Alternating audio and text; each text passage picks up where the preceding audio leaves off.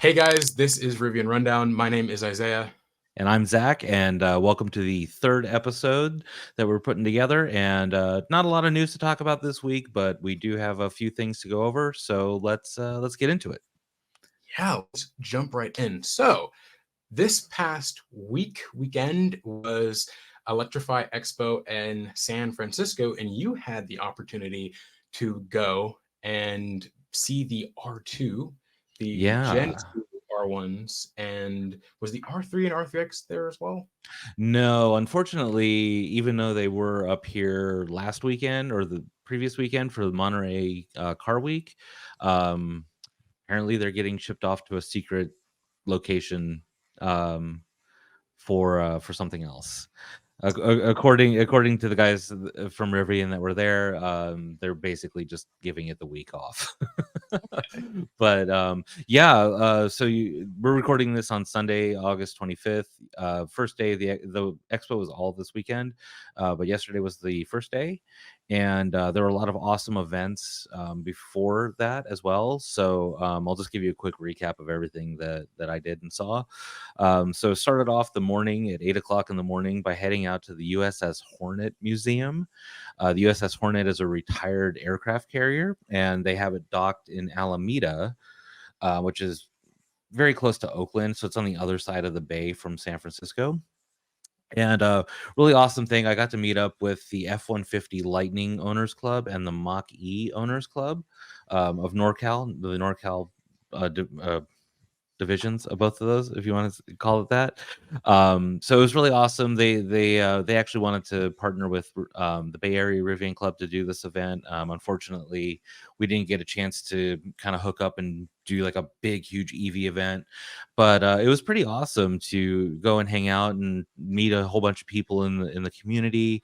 Some on X as well. Christopher Bow, I believe his name is, with the F-150 Lightning Owners Club up here. So it was really awesome to meet him, check out all the F-150 Lightnings. I met Sophie, who's the head of the NorCal Mach E Owners Club. She was awesome. Got to check out her brand new Mach E Rally and saw a whole bunch of other Mach E's as well. I've never seen one up close, so it was kind of cool to check those out. Met a whole bunch of people from Ford as well, some of their community team and social media team. They were all there. It was a great event. They had a huge turnout. It was pretty awesome. Spent about a half hour with them, and then rolled down to the expo itself, right down the road, and that's where we were having, the Bay Area Rivian Club was having their Rivians and Refreshments event, which was amazing. We had over 40 Rivians show up and almost 100 people, so all the owners and their families. We were able to park right up in front of the expo, up against the fence, which was behind all of the section where all the car manufacturers were. So we were actually behind the Volvo and Kia displays. So you'd look at Volvos and Kias and then see just like a huge line of Rivians behind it. It was awesome.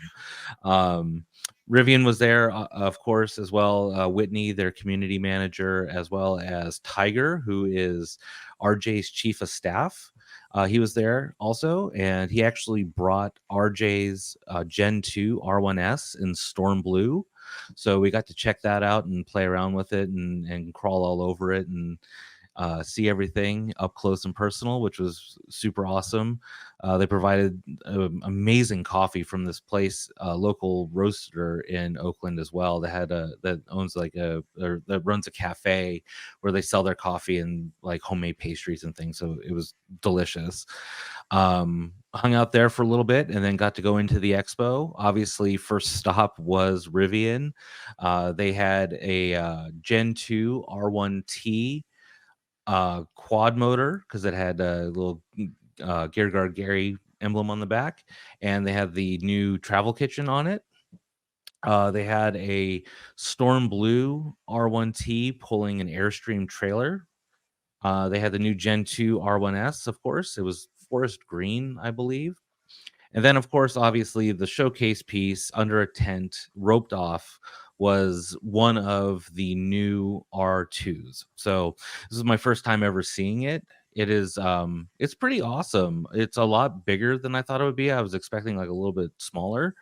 But it's like the perfect size for somebody that doesn't need a huge R1S or R1T.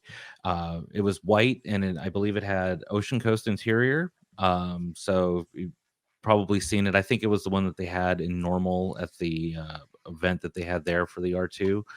So it was really awesome to see that and to actually meet some of the people at Rivian. I believe let me find out I met the, let's see, what is LinkedIn. Um,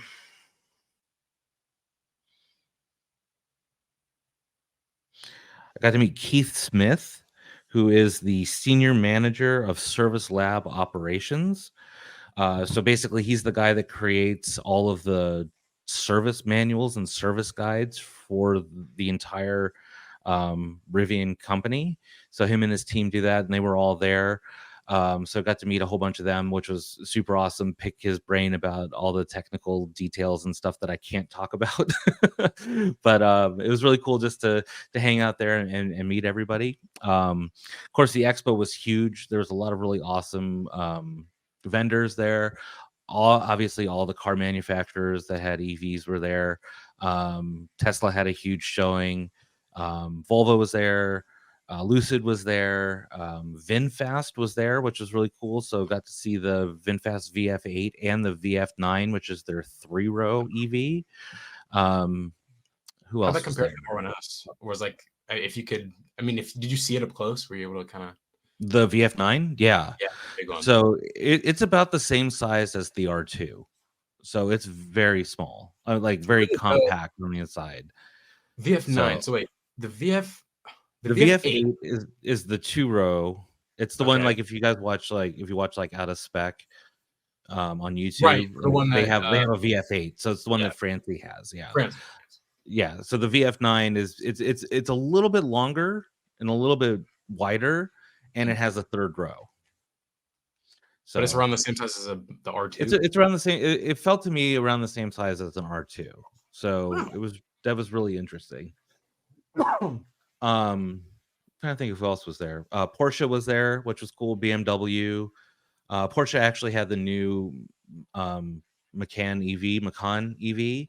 Oh yeah. So I got to check that out. That was, oh man, between that and the Taycan, oh my god, dude, those cars were unbelievable. I wanted to test drive them, but the lines to test drive both of those were like super long.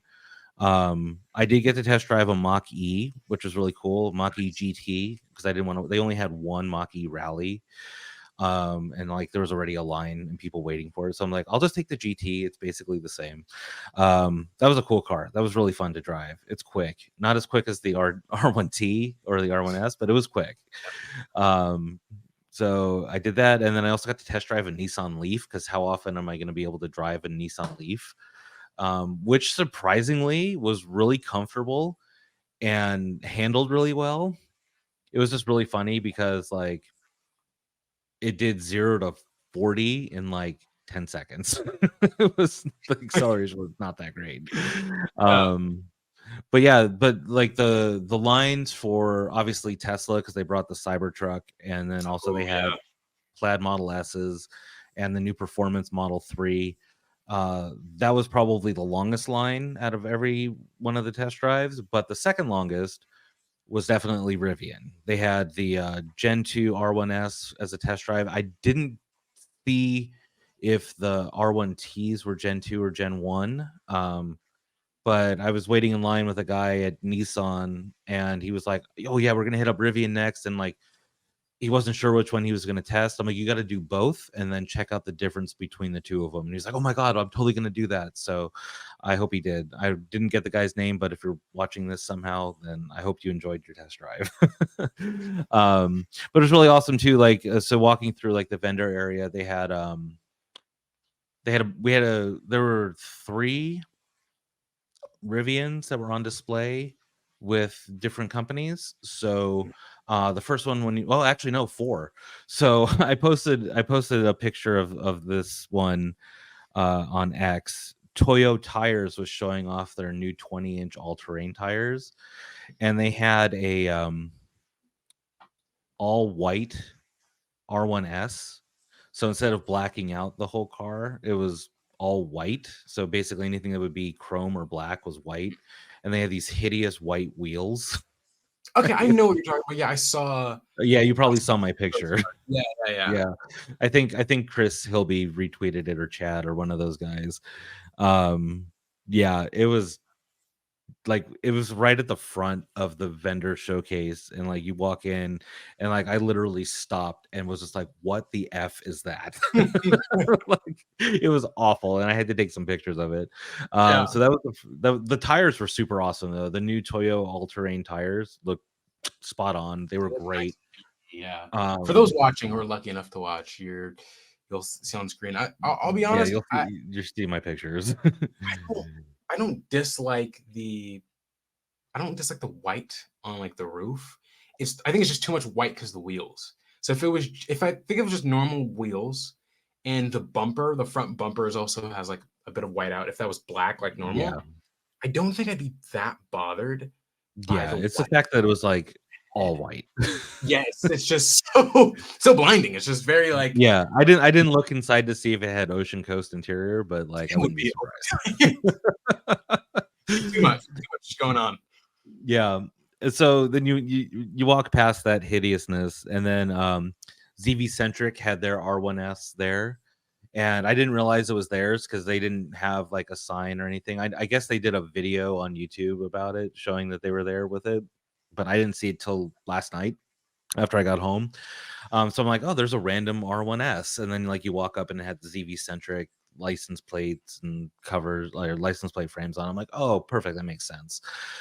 And then walking through a little bit more was Thunderbolt Adventure Supply, and Matt and Sarah had their R1T all decked out with all of their overland gear. They had their tent on top, and they had all their gear in the truck, in the bed, in the frunk as well, because they have new products for everything in the truck, including their new camp kitchen, which is now made out of bamboo. So you have the option of either getting the wood one, or they now have a new bamboo option. So got to check that out. It was really cool. Sarah gave us a tour of all the stuff in their truck. They have some new bed sliders that they're going to be coming out with, which look awesome. They have a new thing that goes in the under seat compartment in the back seat, so you can flip up the back seat and put this down on top and use it as kind of like a pet area. So that Yes, way, okay. like, yeah, Yeah. so like if your dog like likes to jump in the front seat, you can now flip up the back seats and Mhm. put this board down, and it's backed by like an aluminum frame on the bottom, and put down like a blanket, and they can use that whole space, and the seats block them from getting up through the center console. So I thought that was pretty cool. Um, and then the only other Rivian that was back there was there was a white R1T at the Lightship RV display. And that was actually Bay Area Rivian Club member. Lightship reached out to us, and they were like, "Hey, is there anybody in the club that would want to show off their car for the weekend?" And we had a volunteer. Her name was Mars. So shout out to Mars for showing off her R1T. Looked great in front of the Lightship, which is an insane RV, by the way. If you've never seen one, it is literally like an apartment on wheels. It is massive. It is super, I'll call it bougie. Like it's got a full size bathroom in the back of it. Like it's got a full shower and a full bathroom with a sink and toilet and everything. It was insane. And there was like a line to get in it. And there had to have been at least 8 people in there, including the sales reps. And there was still Oh, enough room to like move around. Like it was unbelievable. So I guess it's got solar on the roof, and then like even the window covers pop out, and they have solar panels on them as well, and can bring in an additional 1 to 2 kilowatts of power.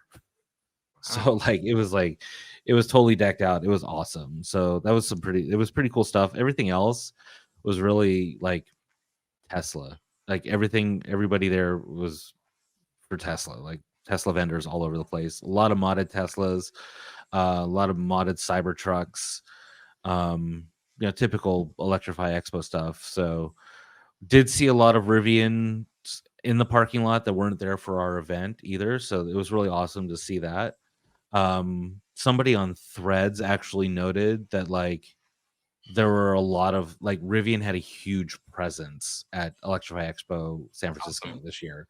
So I didn't notice it because I was too busy like looking for everything else. I'm like, yeah, enough of Rivian. I dealt with Rivian all morning. Like I'm here to see everything else. So I didn't notice it. But yeah, it was great. And it was like perfect weather.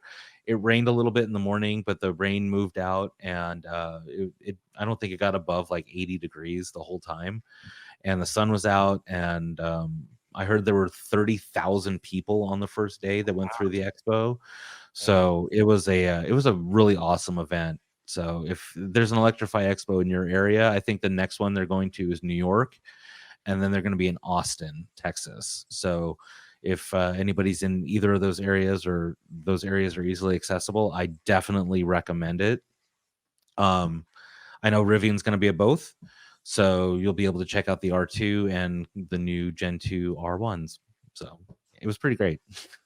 Yeah, I we'll go over. There's so much to go over there, but that's nice. I mean, it's California, so that's really, really EV central. I Oh, yeah. really want to, and I'm looking at your R2 pictures that they're in front of me right now. I need to see this thing again so Yeah. bad. It's unfortunate. Like the only Electrify Expo I think that they have Orlando, and they might have had Miami. I just couldn't go with the time, but maybe I'll be able to go to Austin. I'm still planning to go for Detroit. So Detroit 2025, the Detroit Auto Show. I'm hoping to be able to go and see R2 in person. But Cool. before we talk about R2, your first impressions, everything you saw, Yeah. um, non-Rivian things. So the Macan EV, I have a Yes. test drive planned for September. I think when I Oh, checked yeah. local Porsche's website, and we just got a Porsche dealer within the last 3 months. They're Cool. pretty new, and their website said two were in transit. And I talked to the sales rep. I don't think they would give a 19-year-old the time of day, but because I drive a Rivian, they acted like I was somebody. So I Nice. lined up a test drive sometime September. So I'm really excited for that. I am super impressed by Porsche, and I'm Yeah. hoping. Right, we already know Porsche has, alongside weirdly the Silverado EV, Mary is leading in something, but we know Porsche has excellent thermals, excellent charging. The Porsche, the Taycan is like the best performance EV that you can get. And of course, we have the Sapphire, which top, best horsepower, Yep. best 0 to 60. We have the Plaid, great 0 to 60. But for a track vehicle that will go time and time again, we've seen the numbers. The Taycan is really it. And Yep. man, I would love for some of this stuff to come over to Rivian.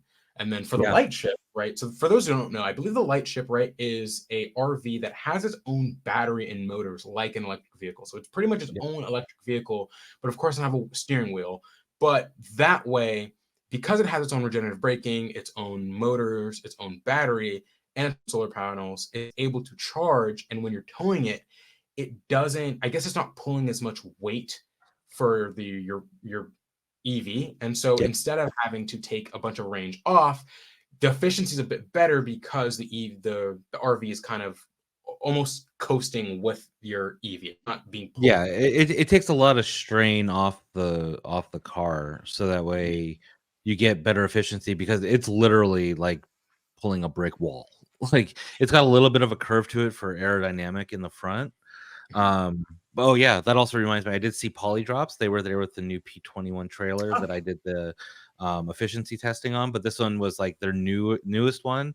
So it had more solar panels on it, which were provided by Aptera, which is awesome. wow. And it was fully decked out on the inside. So the one that I saw was like the bare model. This one was a little bit more kitted out. It had the full kitchen in it, and then, like I said, the new solar panels. So whereas like Polydrops, it's a lightweight trailer. It's efficient, obviously, as we talked about, where I got better efficiency, ugh, towing the trailer than I did driving down without it. Um, yeah, Lightship. It has a little bit of a curve in the front, the solar panels on the roof, but essentially it sits a good like 4 or 5 feet above the truck. I did post a picture of it, I do believe, on X as well, where you can from the front of the R1T, and you can just see like this giant wall like right behind it, and that's the trailer or the trailer.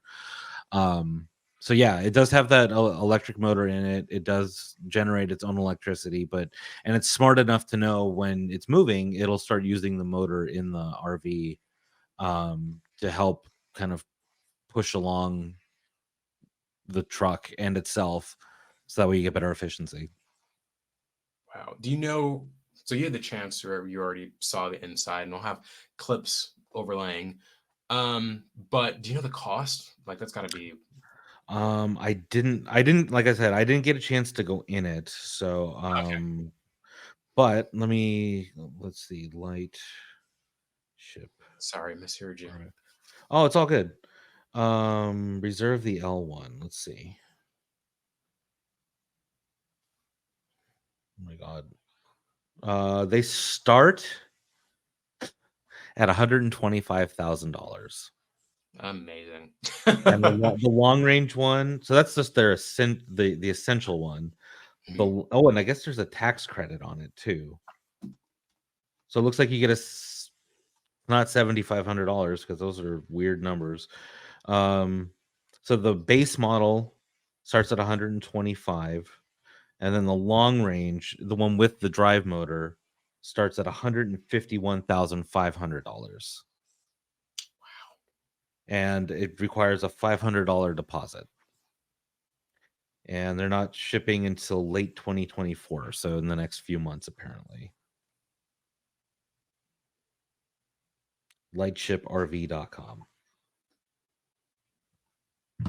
So I'm looking at gas powered trailers, and so a typical, I guess, similarly sized non electrically powered RV would run you like 50 grand. If you're already spending 50 grand, might as well spend Yeah, another go 60 full and out. go full out the extra 70 and go full out and get the big thing. But you see, Um, the people that they're marketing this to own, like, or higher end, yeah. Cybertruck That's and just imagine that's R1Ts. just the lower So if end, you're yeah.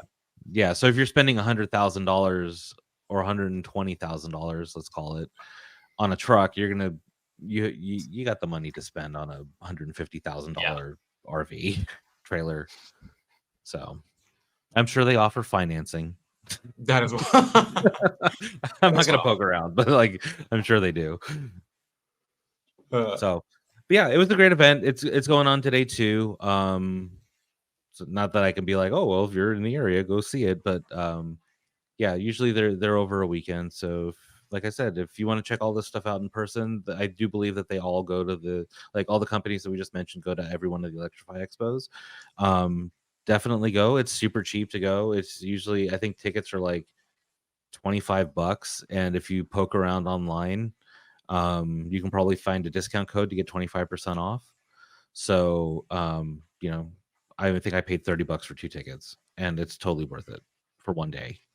So, especially all the vehicles you get to see, especially if you're an EV nerd. I oh mean, yeah, it's gotta be like heaven.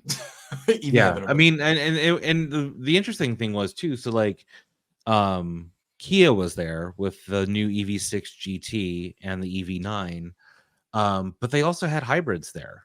Like they had the Sportage hybrid, so it wasn't just straight EVs. Like a couple of the companies that actually make hybrid cars brought the hybrids as well. So it was neat just to kind of see what everybody has and to check out all the different cars. And then like I said, also the test drives are free. They have a track that you get to take them on, and because this event was at an old naval base, there was actually a runway, and they were doing 0 to 60 trials on the runway. So that was kind of fun. Like you could take the test drive, and if you went one way, you got to do like a road course, and if you went the other way, you got to do a 0 to 60 on a runway. So yeah, it I was guess really fun, and the test drives were free; they're included, and all you got to perfect. do is sign up and sign a waiver and show them your driver's license, and that's it. And you mentioned this, I think you is this the first Electrify Expo you've been to? Yep. Okay. I know I maybe it was the first or second episode we talked about, yeah, they have those test drive courses. I guess as we'll lead into R2 and I'll talk about the R2 dates in a second. I cannot wait for them to have test drives of that Mm, thing. So you could finally get to experience, especially R3X. Yeah. being able to experience that on its own little course. But we're at least a year out from that. But we can only wait. Minimum. Yeah. But I'll But leave yeah, all those speaking links in the description as okay. well for those who are interested. But sorry, yeah. Oh no, I was gonna say speaking of R2, um, yeah, I'll get back to we'll start talking about that a little bit. R2 is really cool. Like I said earlier, like it was just really neat to finally see it. Yeah, I wish R3X was there. But it is what it is. Hopefully it'll be at the LA Auto Show. I think that's the next thing that I'm gonna try to go to in November. Because R2 is confirmed for that at least. So yeah, it's gonna be a good car. I can see now why it's so popular. 'Cause I wasn't like necessarily writing it off, but like I'm like, I don't understand the hype. It's just a smaller R1S. But like seeing it in person, seeing the size of it, seeing it compared to like all the other cars in its class, like I'm like, all right, I get it. Like I see what the hype is and I'm here for it. Yeah, it's definitely it's I'll have a comparison, size comparison for those watching, but it is in essentially a smaller R1S, being honest, but I think that's just what makes it so much better and so good. Yeah. The R1S is such a great vehicle, and then you turn that into something in a smaller form factor at a way better price that's easily accessible to all. You're Yep. gonna have a hit vehicle. So I am super excited. I'm looking at a picture that you posted of the interior, and I am amazed.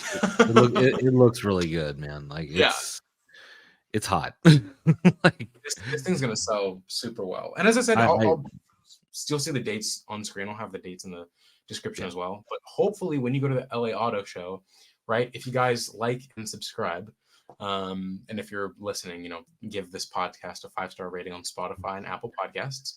But hopefully, next time you'll be able to go inside it. Maybe I was lucky enough to be able to go inside. But hopefully next time we can have you. I'll try to contact Tony or something, and then maybe Yeah. I can you. reach out too. But yeah, no, we'll figure it out. I will get in the R2 at some point before other people. But yeah, Yeah. it's this thing is the look itself. I just remember from the unveil day, which crazy enough, it's been over 150 days. I think August Oh, 4th through wow. 5th made 150 days, so it's 100, Oh well over man. 170 days by now. Yeah. Which is nuts, and it Yeah, that's feels like it was crazy. yesterday that it was unveiled. Yeah.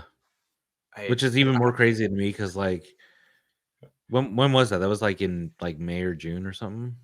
March the Oh, unveil. was it March? Okay. Yeah, March Mm. 7th. March Wow, 7th yeah. at I think it was 12 p.m. or 3 p.m. something Eastern Yeah, that's crazy. Pacific Standard Time. Yeah. Yeah, so yeah, now just thinking about it because I'm like I thought it was later because of when you and I both got our R1Ts, like that was 3 months ago. Yeah. That it's nuts. My computer is loaded with Rivian images, and I've been taking the time to kind of sort through everything. And I think I'm gonna have to upgrade to the new. I'm probably wait for the M4 MacBook, or I might have to get a Yeah. desktop. But my computer is just dying from all the Rivian videos and images I have. And I was going back, and from March seeing the R2, April, May, we got our R1Ts. And it's Mhm. just in that short period of time, it's nuts. And now Yeah. we're in August, and it doesn't feel like I've had my R1T for that long, going You know, on it months. it it's interesting, like, it doesn't feel like it's been that long, but then it feels like I've had it forever, like, in a good way. Yeah. Yeah, I feel like I Like know my vehicle now. yeah, like, I can't remember, like, seeing all those Teslas and stuff yesterday. I mean, yeah, I live in the Bay Area, like, so, like, every other car is a Tesla, but, like, I don't even remember what it feels like to drive it anymore. Like, it's just like it's so weird. So different. I still have my Yeah. Ford Focus in the driveway. I think I mentioned this last week, but I drove it, and I don't understand. I don't know how I drove that vehicle for so long. I drive my Rivian, and I'll run errands, groceries. I'll take the dogs to the park, whatever. And I'm driving it, and if I have to move the Ford, I sit in it and I feel so low to the ground, Oh and I yeah. can feel the engine rumble. It just feels so like ancient, and I've left the car on because I'm so used to just hopping out of the car without having to turn anything off, Yep. and it's just so like I was like, this is a nightmare of safety. Yeah. Like, this just Yeah. feels dangerous and a Yeah. horrible experience.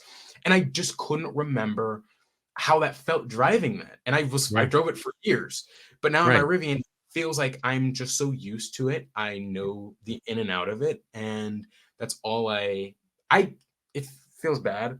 I've kind of set a bad precedent, but like I don't think I can go to anything less than the R1T at this point. I think I'm kind of Yeah. stuck. I'm hoping the I mean, I've been in the R2 and it honestly feels like we'll talk about the comparisons in a second, but it does feel like an R1 in my opinion. I was able to Yeah. sit in the R2 and immediately sit in the R1 and it felt very similar. Yeah. But I just don't think that I can downgrade. So I'm hoping R2 Right. is like good enough because I mean it's a Rivian, so everything is electric as well. So it's like Yeah. 10 times better than a four-cylinder gas engine could ever be from Ford. Right. But Yeah. yeah, it's the vehicles are amazing. I'm so used to my R1T. Yeah. Yeah. Exactly. I feel the same way. Like R2 looks really awesome. R3 is gonna be mind blowing, but like I don't want something smaller. Like I love my R1T. It is I think it is the perfect size for me. It does everything I need it to do. I'm sure the R2 and R3 are going to be capable of doing the same things, but I just like a bigger car. Like it reminds me of driving my Jeep Cherokees. Like it just feels solid. It's a big car. Like it does everything I need it to do. And yeah, And it's I'm not not F150 or F250 big either. It's not like no. extremely like whoa, but in my driveway, my R1T fits perfectly. It is perfectly sized. It is, and I mean, I think people talk about the bed issue, and I think the margin of people who actually need a bed that big is so small. I mean, I guess the Yeah. amount of items that are between 4.5 feet and 6 feet Yeah. between like how big the Cybertruck bed is and F150. It's Yeah. just so I don't think there's a lot of items that would not fit in the R1T bed that would fit in the Cybertruck. I Yeah. the truck bed for the R1T is perfect. Yeah. Especially put the tailgate down. It's 7 Yep. feet then. It's like you just need some straps. So I Yep. think every day it is really just a great sized vehicle. And it fits in the garage like Yeah. perfectly. Yeah. My apartment has a single car garage that's tiny and it fits in there perfectly. Like there's Mm. enough room to get in, there's enough room for me to get out, and it's very narrow, so like you have to really line it up perfectly, but it fits in a garage. No problem. Single That's what I car love about garage. it. Yeah. Yeah. It's great. Now, your first impressions, I kind of want to know more. I Yeah. guess what you think about the sizing. What did you think? I mean, from your pictures here, the features, and I mean, a lot of this we've known since March. Yeah. But what were your first like impressions of the R2? It's very comparable to other cars in its class and price point. So being able to see all of the other EVs that it's going to be competing with when it comes out, that again fit that kind of mid-size quote SUV range, sub $50,000. It's on par with that. Obviously, it's got the Rivian charm to it and the Rivian quality to it. So you get into like an EV9 or you get into like the VinFast VF9, like I said as well, or even the VF8. And those feel less quality. Like obviously, like I said, I didn't sit in the R2, but obviously owning a Rivian, knowing what they're capable of doing, knowing what they're bringing to the R2, and then looking at what other car manufacturers are doing in that class, um, it doesn't compare. Like, I don't want to sound like a fanboy and be like it's not even fair that Rivian is entering this space, but it's not fair.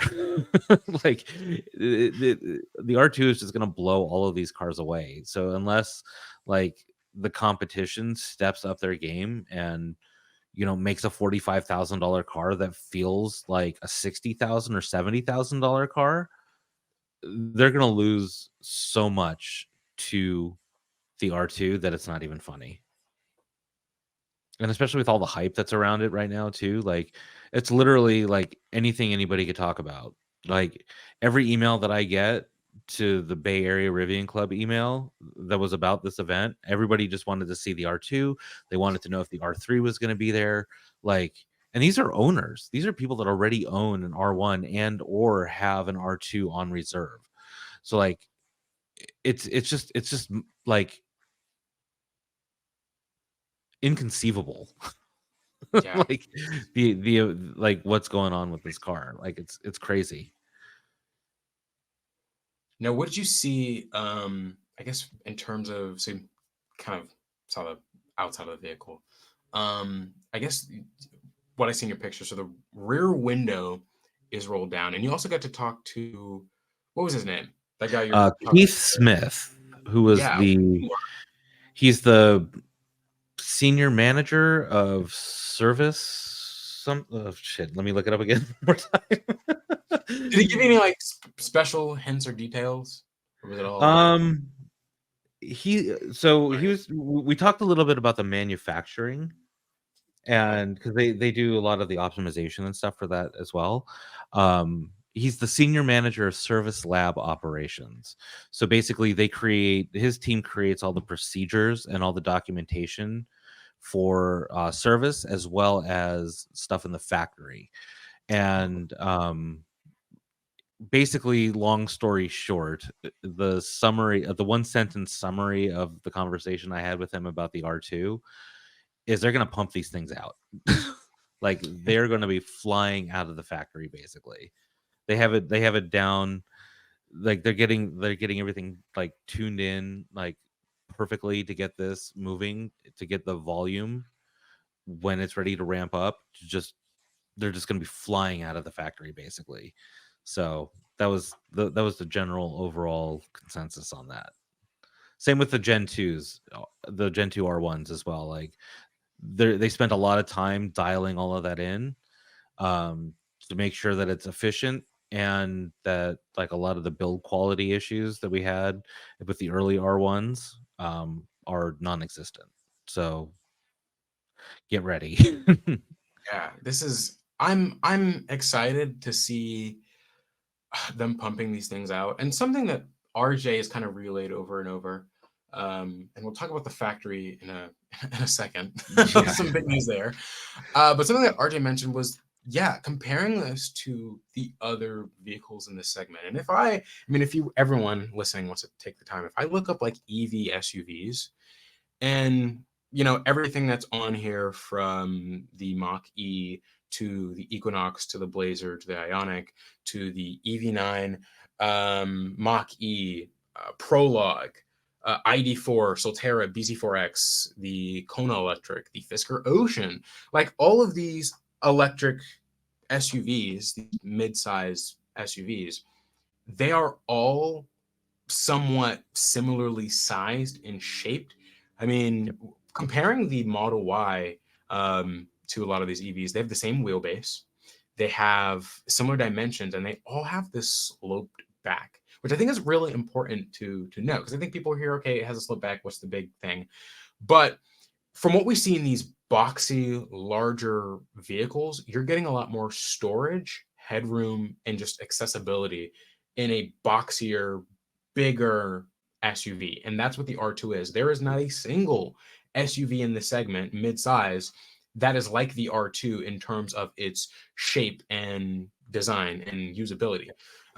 They're all compromising for something. And so the Model Y is awesome. And I think that is the standard for building an EV, and it's clearly what other automakers have used for building an EV. But it Model Y has a frunk, but it's manually opening. So it has a good frunk, it has decent range, has the best infrastructure, amazing software. Then you get to the Ioniq 5, horrible frunk, mid space, good range, good charging, poor infrastructure.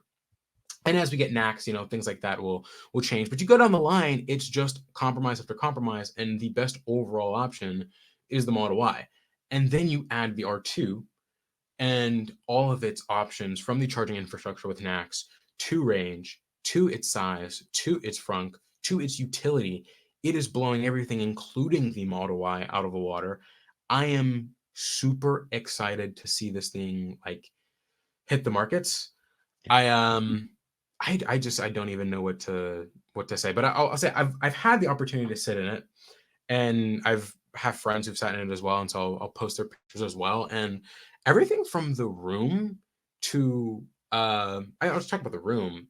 The space inside is like surreal, and I was able to talk about the interior designer, and I forgot his name, but I think he's Australian or British, and he works with Rivian, and they designed the Rivian. What I was told is they designed the R2 and R3 from the inside outwards, and that way you're just getting the biggest vehicle you can get. And I think it really shows in the R3, because the R3 isn't like the it's weird. It's like hatchbacky, kind of SUV-ish.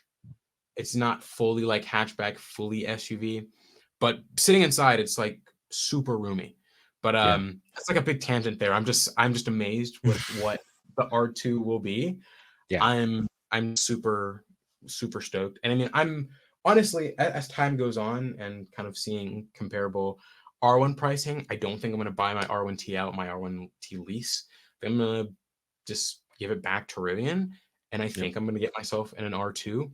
And I mean, it's the same thing with my family and friends. My mom loves the R1S.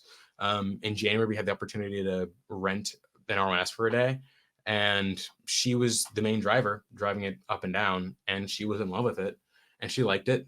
And now I get texts, and she'll ask me questions. She's like, "Oh, you did this, and you should reword this and that." Whenever I make posts, and she really follows Rivian news like pretty That's heavily. It's kind of awesome. funny. But she has an R. I have an R2 order ready for her, so I have like two R2 orders, one for me, one for her, when she wants it. And this is like the perfect sized vehicle for her. She thinks the R1S Yeah. is too big, Yep.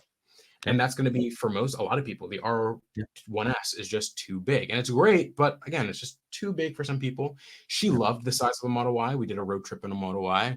We kind of switched between driving, but she loved the sizing of it. And my mom loves boxy cars. This Yeah. is like It's this perfect. yeah, and this looks. I really think this is going to. I don't want to make it competition, but I think it's important that we note that competition breeds innovation, and that for EVs to excel and for the Model Y to really shine, there needs to be something alongside it and other models alongside it showing that it's a great vehicle. Yep. Because Model Y is at the top right now, and I think you add something there, it gives people more options to choose from. And you have more options, it solidifies the Model Y's place in the market, and it'll solidify the R2's place in the market. And people will see both either or as compelling vehicles, and they'll pick one. And Yep. it's just more about getting people into to EVs.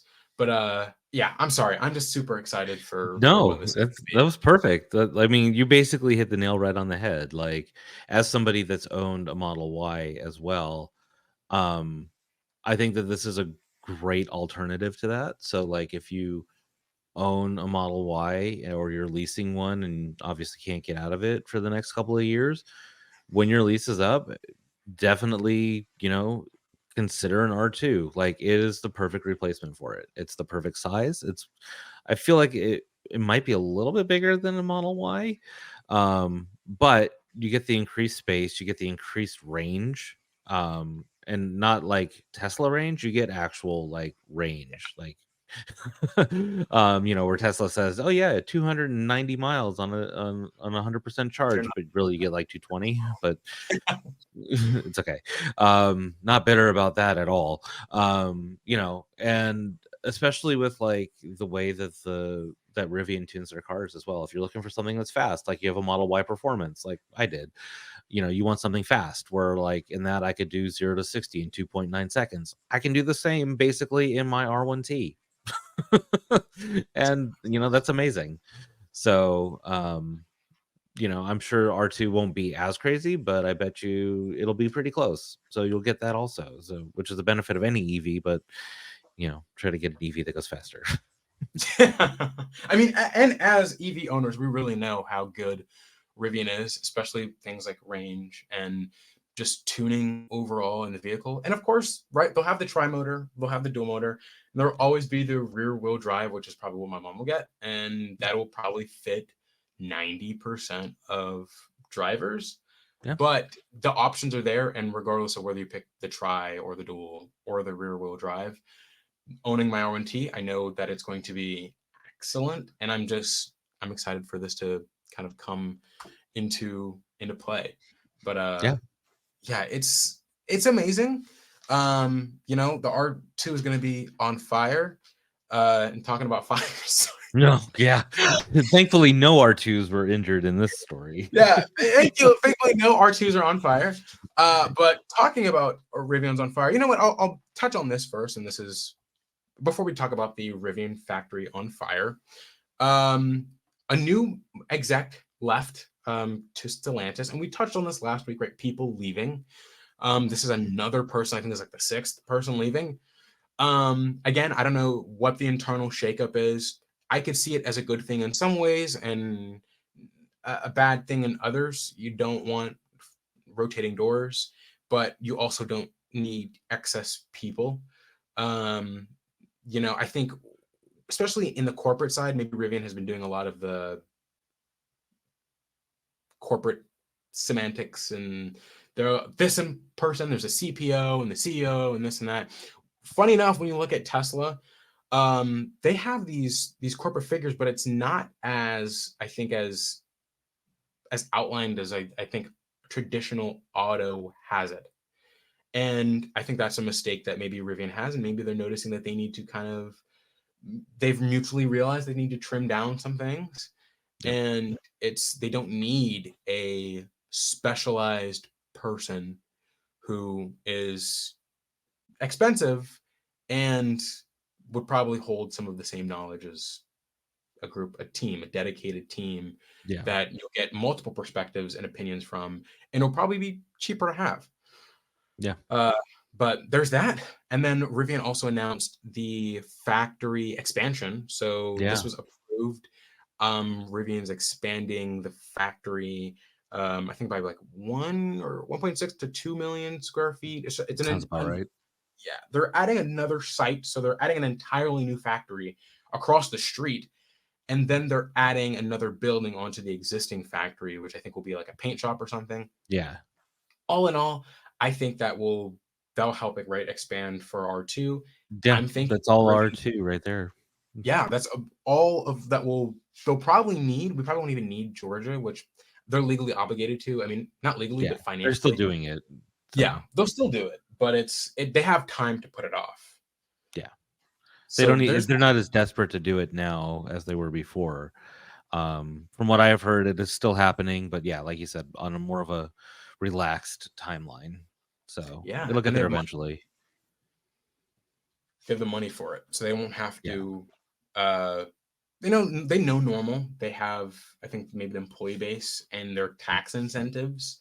There are shipping incentives, such as it's they know what they need for this area. They understand the rates of shipping, and they understand the market needs for Illinois versus Georgia. That's an entirely new market. Those are new things they need to figure out. I think expanding on normal is the right thing to do, and I think we'll see an expansion on the current stated production. So currently, when they expand normal, it was supposed to be 215,000, but that was just another building. Now Yeah. that they're adding an entirely new factory, I think we could easily see 500,000 plus vehicles, R2, R3, R1, and EDV, RCV, EDV. out Absolutely. of all this factory. I think that is and that's good. That's exactly what we want. And the more factories, I think demand meets it, the better. So I was just thinking about this. I don't, the whole thing with the Georgia plant was before I got into Rivian, so I haven't done any research into it. Is there any requirements besides the fact that they need to build the factory there? Like, does it Yeah, have to be automotive? it does. So Okay. they have to. Well, I guess maybe not so automotive, but they're obligated. I think it's 8,000 employees. Okay. And then it has to be completed by like 2030. So 8,000 Okay. employees, I think a certain amount of But whatever they um, produce in the building isn't required. right. Because my thought is, and this goes back to what we were talking about a couple weeks ago about the VW joint venture. Um, what if Rivian's going to start producing their own electronics and their own chips and all of that stuff? That would So definitely, and it would be, speculation, obviously yeah, speculation.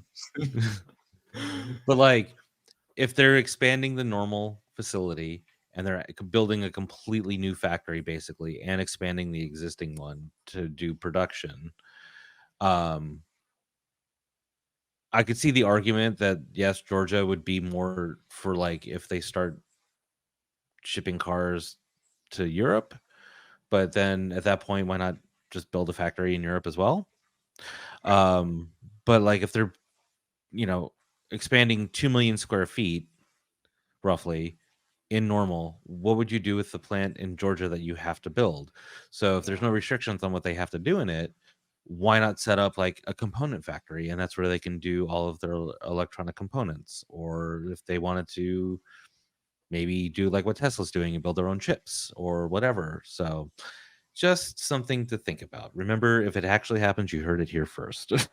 Yeah, exactly. We're the first people to report on it. But no, Yeah. that's thinking. I guess my only thinking would be the amount of employees. I believe it's, I know it's in the above 5,000, but I believe it's Yeah. I 1,000 mean, employees needed. And I don't know if you have 8,000 employees for like I'm not familiar with that industry. But I the manufacturing side of it, I don't know either. I like I said, it was just a thought that popped into my head when you were talking about that. I'm just like, I wonder if you could do that.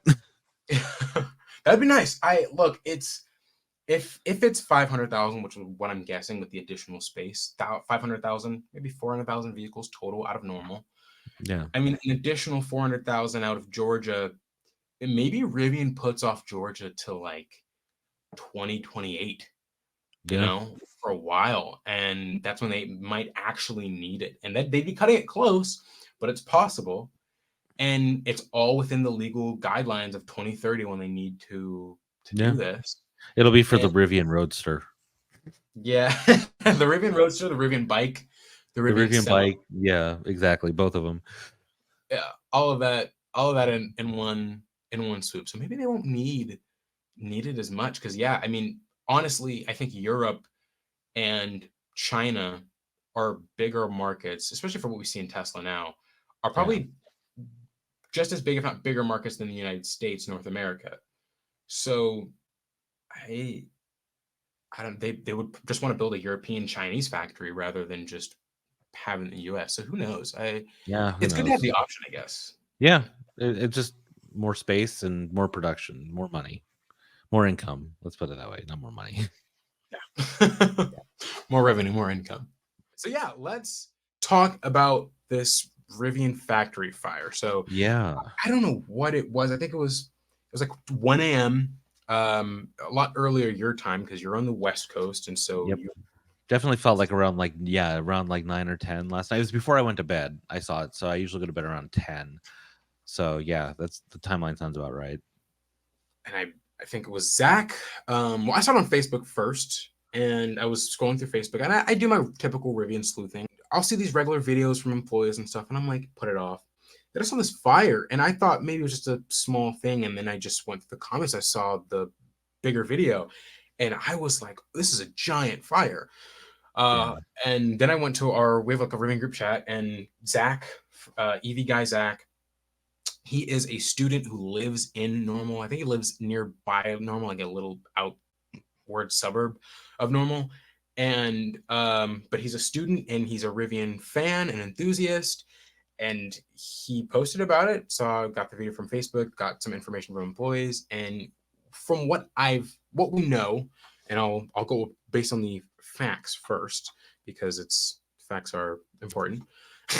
Yeah, Facts are exactly. important here. But from what I first heard was that it was a building in a parking lot And then I heard it was a train in the parking lot, so a train. But then I guess that was a misconception because a week ago, a train actually flipped. A Oh Rivian man. flipped. And so that some of the vehicles, I think, and we'll show this image here in a second. Some of the vehicles you see in the field are not on fire or burnt. I think some of those are just the flipped vehicles. And so there was a train accident. And I think no one really ever talked about that. I didn't know about that till then. And so Yeah, I remember seeing something about the train accident on Reddit because people's cars got delayed because of that. So Ah, okay. So this is the first time I was hearing about it, yeah, I but I just didn't guess think very people, much of it. yeah, Reddit's got all the good. I gotta get back to it. All the good, tiny nit picking stuff. But Yeah. Anyway, it's it's a fire. I mean, I don't want to seem like I'm off playing it. No one was hurt. By the time you're watching this, and by the time we're filming this, the fire was put out. The vehicles are all separated. And I will pull up the current facts that we have here. As I said, so it said a fire broke out at Rivian's Normal, Illinois factory last night, but the factory itself was unharmed. So good to know, right? The line itself where they're producing the vehicles was untouched. A fire damaged a number of EVs in the Rivian factory parking lot. It spread what? Okay, it spread to this article's grammatically. Anyway, it spread to a yet unidentified number of Rivian EVs. The vehicles were severely burned, as shown in video shared on social media. Sergey posted a video of the fire on Instagram. His caption wrongly stated that the plant was on fire, but it was reposted by EV guy Zak, our friend Zak, on Twitter X. yep. And then a comment on Reddit. So the plant is not on fire, just some vehicles waiting to be shipped out, fixed before shipping. And he is an employee on at Rivian who commented that. And it says, right, so Central Illinois News Channel reported that Normal Fire Department spokesperson Matt Swaney, okay, so he's head of the Normal Fire Department, sorry, said fire crews were called to Rivian's Normal plant just before 9:45 p.m. for a reported vehicle fire on the north side of the factory. And said as of midnight Sunday, Swanee confirmed that the fire was out by midnight and that the fire's cause is under investigation. There were no reported injuries. And then Well, it's good that nobody was injured.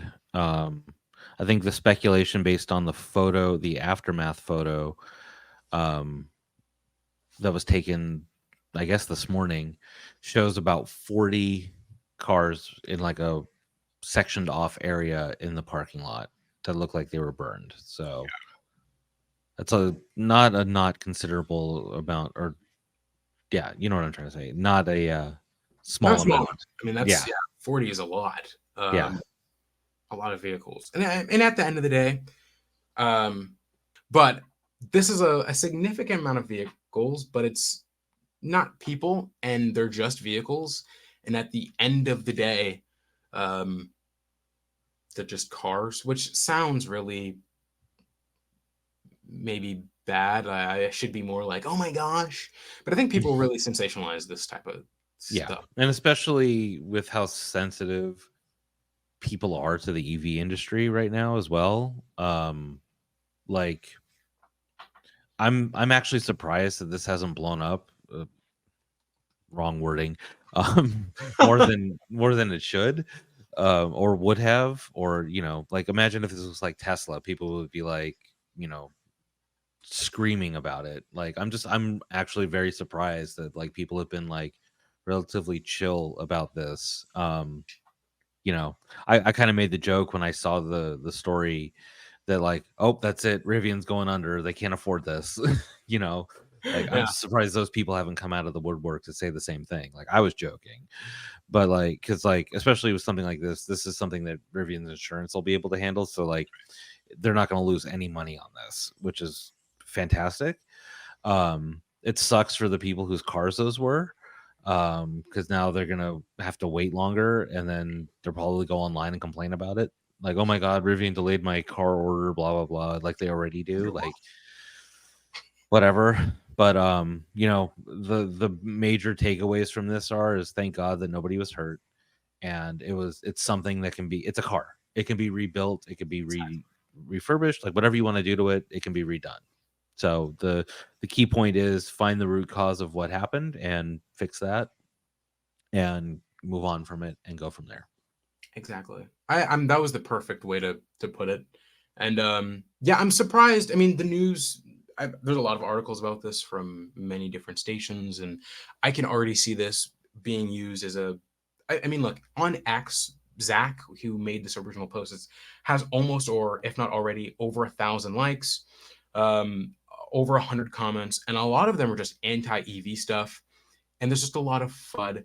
And this is not an investing podcast, although I know I'm a Rivian investor. Are you? Same. Yeah, I am. So we both own shares of the company, but I am not like, it's a long-term investment. If Yep. you're someone concerned about the stock moves up and down, and this, again, factory fires happen all the time. I did a Google search for factory fires between July 1st, 2023 and July 31st, 2024.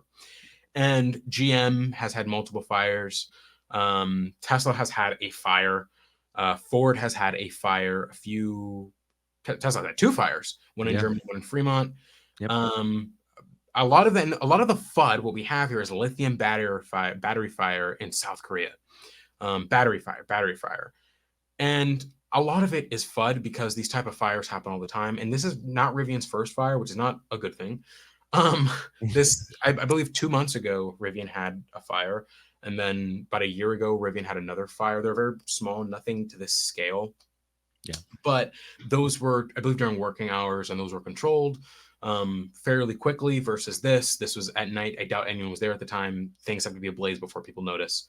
And it takes a second before things like this start to really get handled. But yeah, I mean, it's unfortunate. And, some people's vehicles will be delayed.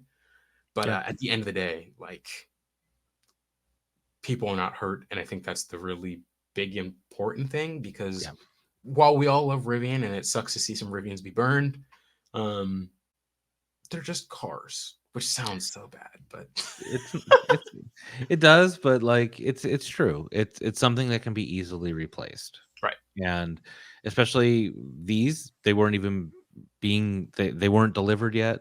Like, nobody is out anything. Rivian's not losing money on it. People that ordered those cars aren't losing anything except time. I mean, okay, you'll have to wait like another week or two for them to match you with a different VIN that hasn't already been sold. Big deal. Like, suck it up. You have a really fun story to tell people, like, yeah, my car was originally burned down in a fire, and now I got a new one, So take a look at it that way. Like, just be happy that you're able to have one of these awesome cars that everybody's so passionate about, and cheer on the company when they actually do something right. And here we are. That is the perfect way to put it. Yeah, you have a story to tell, and I mean, look, things are going to happen in this business. And I was telling Zach about this early on. I've pride myself on being like, Rivian has had no high voltage battery fires that at least have been reported, and there have been 12-volt battery fires, there have been charging fires, but there hasn't been a fire where it is directly caused by the high voltage pack. So whatever this investigation concludes, I'm hoping it was not something pack related, battery cell related. But there are some speculations. Some people are saying that these packs are from a certain manufacturer, from a certain country. There's a lot of speculation going on right now, and I'm sure next week we'll have like a more clear answer as to what happened. But as of right now, just a fire happened. A bunch of vehicles were burned down. Yeah, everyone's fine. And everybody's fine. Yeah, everyone will be back to work tomorrow, Monday. So exactly. Yeah.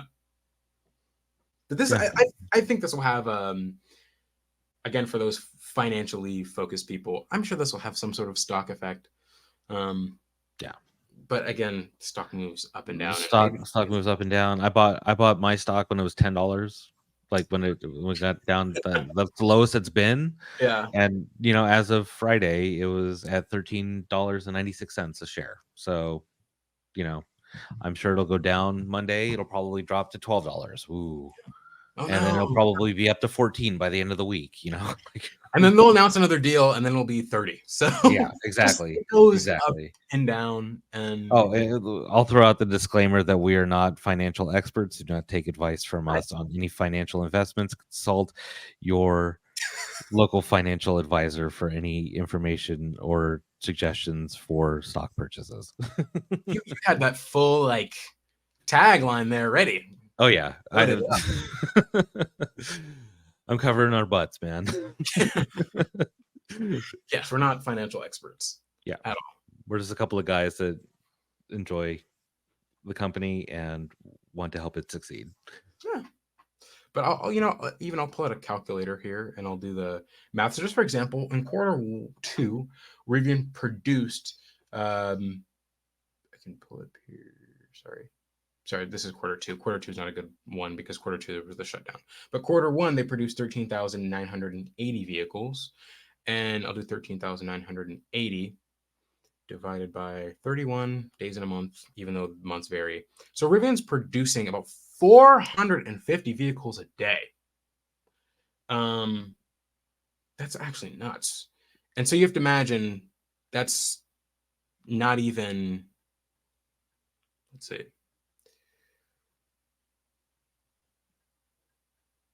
That's like an eighth of their production. It's not bad.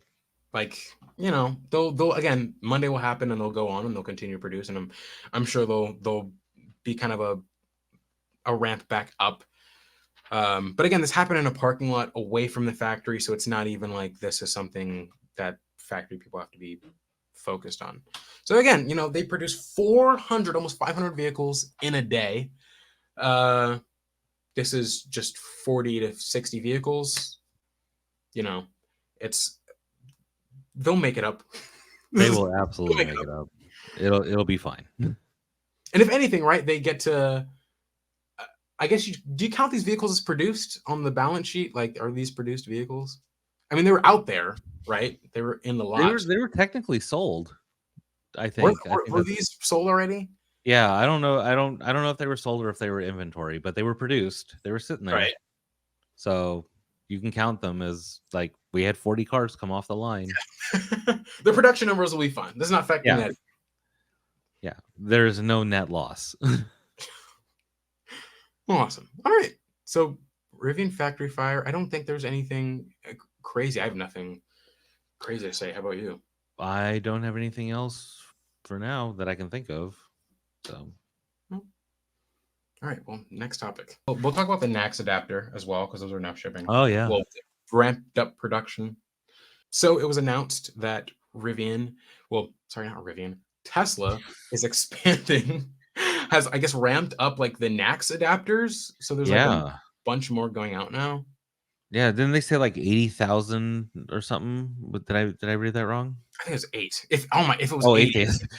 8, let it be 80. Oh my gosh, if it's 80, then I'm getting it soon, right? Let me double check this while we're talking about it.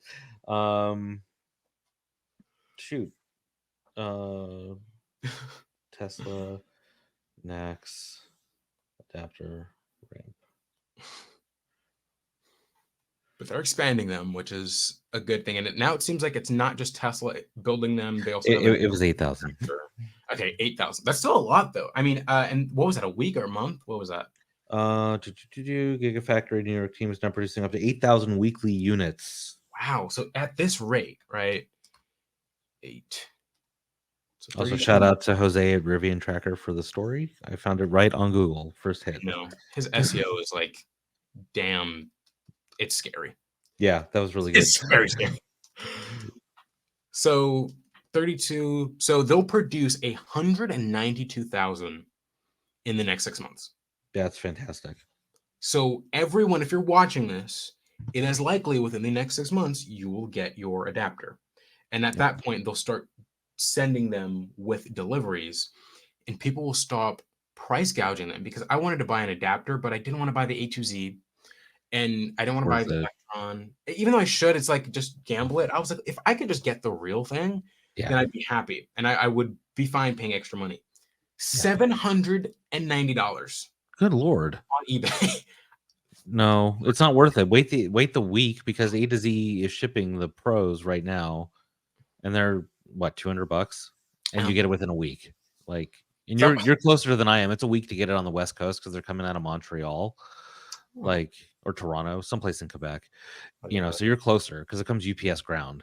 So I'd get a lot sooner. So maybe I'll go. Maybe I'll See, buy one, and then go. when you get your official one, you can sell it on eBay for $800. Right. So that one high. I'm just when I saw that price, I was Yeah, like, it's dumb. geez. But luckily, right? If it's 192,000 in the next 6 months, $32,000, 32,000 units a month. He better. 6 months he'll probably sell it, but Yeah, there won't be much of that left for people to be like, I'm gonna charge $800 for this NACS adapter. yeah. They'll be It's lucky to give them away at that point. No, awesome. that's awesome. No, that's great because there was what 100 was it 100,000 Rivians out there as of the end of Q4 or something? Yeah, and 20,000 of those are probably EDVs. Yeah, So you'll get your adapter yeah. soon. We'll all get our like anybody that's past November of 2022. I think that's what they were up to. We should be getting them soon. And imagine Ford as well. But does Yeah. the 8,000 include just Tesla or 8,000 including both the third party and Tesla? Did it say? I think we go back to Jose's story. Tesla's ramping up production of NACS adapters. Official Tesla's producing 8,000 weekly units. Tesla is also working with manufacturers like Rivian and Ford to ramp product up and get the official Tesla NACS adapter in owners' hands so they can utilize it in compatible Tesla supercharging stations across America. Take that as you will. So it sorry. ADHD brain. So ADHD brain. So it sounds like it's just Tesla 8,000. They're what read that just the title. It's all right. I'll just read the blurb. I should have it in front of me, but I'm like, just read It's it okay. off. I got it. We're good. Tesla is ramping up production of the NACS adapters, according to a post on X by the official Tesla charging account. Tesla says that the Gigafactory New York team is now producing up to 8,000 weekly units. Okay, so it's just Tesla.